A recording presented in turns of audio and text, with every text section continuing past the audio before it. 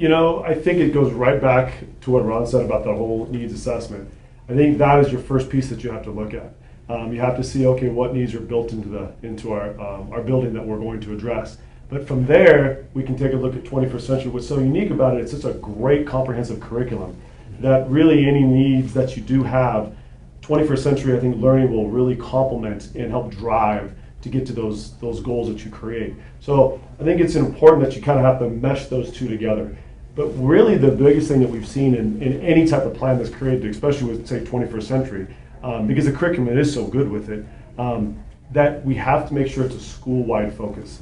A lot of times we used to see plans that were rolled out, and sometimes some staff or different grade levels didn't even know necessarily that was going on. I think it has to be a school-wide focus and a buy-in.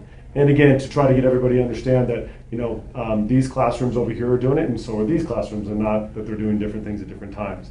And I think if we get that movement going with 21st century, it's much easier to build in the SPP, and it's much easier, that guiding document, that vision that we talked about, and we're constantly looking through that lens. And when we see our pathway to our student achievement, we're looking at 21st century learning that goes along with it, I think.